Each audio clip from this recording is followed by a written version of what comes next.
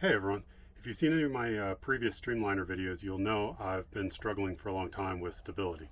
Particularly version 2 of the Streamliner was much worse than any of its predecessors. So I went ahead and I moved on to version 3 where I changed everything except for the overall shape.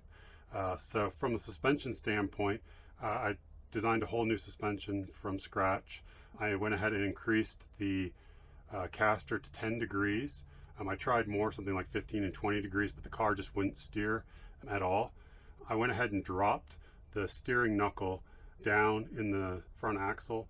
I also eliminated suspension play by going ahead and actually 3D printing all of the suspension parts in glass-filled nylon, which is much more dimensionally accurate and doesn't creep like PLA. The PLA, PLA Plus was strong enough, but it developed play at the joints even after a couple of runs just from all the bouncing and the bumps. Now, something I wish I had thought of sooner and I think played into a lot of the issues with the version 2 was I went ahead and actually created fixtures to properly align parts of the chassis, particularly the brass inserts in the steering knuckles. This was a huge improvement because I was able to accurately achieve the appropriate toe and camber angles. I also had issues with the servo being able to keep up with the yaw stabilization control. This was due to really a bad initial assumption. We're at 180 degrees, essentially the whole travel of the servo, resulting in just 10 degrees of steering angle. This was way too far over geared. We didn't need anywhere near that strength at the wheels. So I actually doubled the pinion size, which is still over geared, but vastly increased the responsiveness of the steering and really helped with low speed stability control when taking off from a stop. Also, my new ESC actually bumps the servo voltage up to 6 volts instead of 5 volts, which again just makes it a little bit stronger and faster. I also created an all new rear suspension. The initial version 1 and version 2 rear suspensions were running a significant amount of anti-squat, which just means that the pivot point was higher up in the chassis so that the rear trailing arm actually angled down. I removed the anti-squat geometry entirely, and the control arm is now level at ride height. I also changed to a compression style TPU rear spring, which I found is much easier to tune and to be able to design a progressive rate. I have it set up right now for 3 to 4 millimeters of relatively soft spring rate and then a much higher rate after that. This guarantees that the car always remains at a positive rake angle, even with the higher rear downforce pushing down on the car. With a long car like this, if the nose is ever raised or air comes under it, it'll immediately flip the car. And not that anyone cares much, but I also made the rear suspension much easier to service. It's previously taking 20 minutes to change a rear tire, and it's now a 5-minute job. All in all, from version 1 to version 3 of the rear suspension, I've eliminated over 20 parts. And I've realized, with a Streamliner with one goal of just going straight, fast, simplicity is key. If you watched the last Streamliner video, I set up a tilt table to determine the rollover angle of the car. And it was a pretty abysmal 25 to 28 degrees at best, similar to that of a double-decker London bus. But with this design, I made a conscious effort to lower the center of gravity everywhere possible. The battery and the electronics are all mounted directly to the floor of the chassis. I also switched to a 100-gram heavier ESC that is actually meant for RC cars versus airplanes. It's actually meant for 8th scale RC cars, but I needed to support 6S batteries, so this was the only ESC that could do that, and the extra weight just helps to lower that center of gravity. Now the max roll angle is actually at 38 degrees, which is pretty awesome for a car that's only 8 centimeters wide. If you notice, I also added some rear wings for additional downforce, and this is really just to be able to hopefully shorten the time the car takes to get to max speed. But the wings actually do serve an additional purpose, and they're actually my training wheels. They're made out of TPU with some long screws attaching them to the body, which act as stiffening spars inside the TPU. Thus far, they've actually proven to be virtually indestructible. Now lastly, an unexpected way I increased stability was with the stiffness and the profile of the rear tire. An astute viewer pointed out that the Streamliner wasn't really a car from a chassis dynamic standpoint, but rather a 3-wheeled motorcycle. He also noticed that I also destroyed the edges of my rear tires every time the car rolled over. That's when a huge light went on for me. When the car tilts or rolls, either from a loss in traction or a bump in the road, I always immediately lost control, especially at version 2. And that's because the tire would ride up on its square edge, causing the car to experience a yaw moment, which immediately destabilized the car and caused it to roll over or spin out of control. So I began testing in earnest different tire profiles and designs. I found that the softer the rear tire, the less prominent the tire edge issue becomes. I tried off-the-shelf RC tires. I tried various types of TPU inner liner tire with the bicycle inner tubes like I was using before. I wanted to try some EVA foam, but I couldn't find the right density for testing right now. I finally tried a rounded motorcycle type profile and actually found this was by far the most stable rear tire. It's an absolutely massive difference, but there are some trade-offs. So I set up a tire test rig with a load cell and some compressible foam padding that measured the force that the Streamliner is able to exert with different tires. For a lot of reasons, this isn't a perfect way to test the torque and traction output of the Streamliner, but it's good enough given how traction limited all the tires are. Obviously, the softer the tire, the more traction. The off-the-shelf RC car tire has the most tractive force at around 0.6 kilograms of force. The very soft square profile tire was next at about 0.55 kilograms of force, and then the rounded profile tire, which is the TPU inner liner with, again, the bicycle inner tube, but in a rounded profile, was about 0.45 to 0.5 kilograms of force. And then finally, the original hard tire, which I had on version 1, actually only generated 0.3 kilograms of force, which is pretty abysmal. There's about 500 grams of actual weight on the rear tire, so being able to achieve anything over half a kilogram of force is actually pretty good from a tractive effort standpoint. Now the tires for the Streamliner have to meet a couple of criteria. They need enough traction to reach top speed within a reasonable distance and in radio range. And second, and probably most importantly, they shouldn't explode at high speeds, which typically means a very stiff or lightweight tire, which is often why you see EVA foam tires used on speed run cars. So for fun, let's just do some math. Best rear tire at around 0.6 kilograms of force, assuming a relatively constant motor torque and a downforce that the current rear wing provides based on the CFD analysis.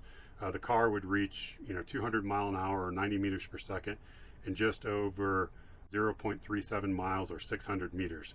Then it would need an additional 0.37 miles at least to slow down, so way out of radio range, and you would need a very long stretch of pavement.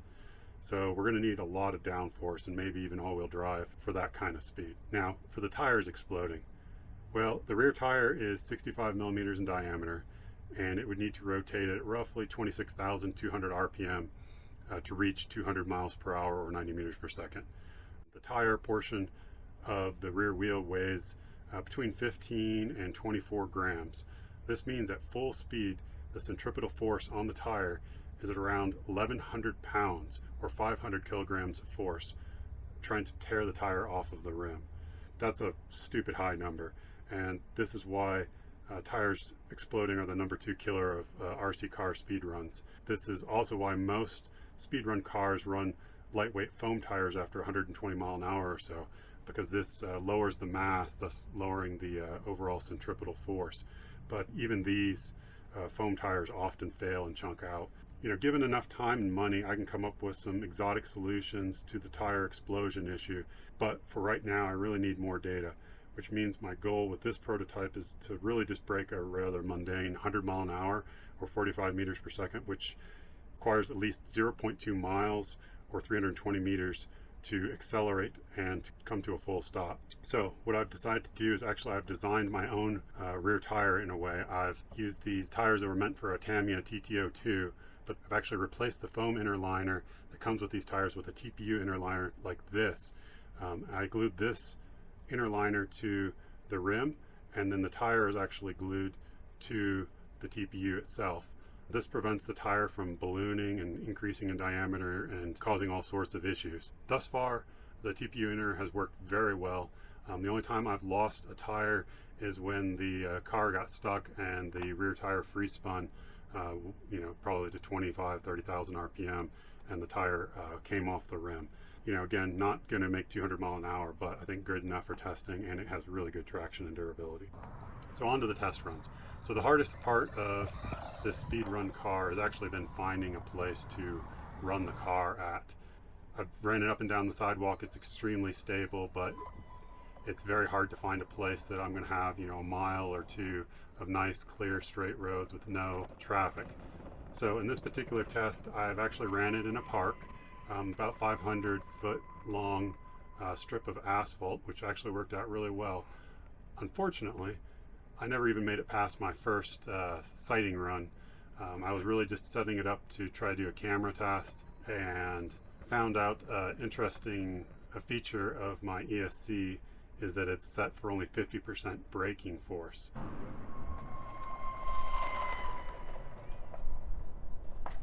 So I was able to get the car probably close to about 72 mile an hour before I hit the brakes. And that's when I quickly realized that I did not have full brake force. So the car ended up slamming into the curb. Luckily, it was not destroyed, and I was able to pull all the data, and all the expensive components of the car are completely intact. So I'll need to reprint a new body, which is not a big issue. Just based on the test runs, I did find that there was a lot of issues. First of all, it's the GPS. I really hate it.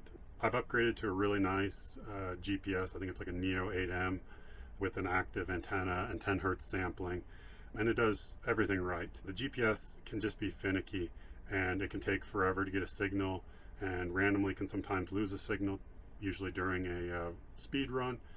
I'm going to leave it in the car, but I'm going to go ahead and add wheel speed sensors to the front and the rear wheels, and I think it'll just be a much more reliable and more accurate way to measure the speed, particularly since the front wheels don't have any slip angle.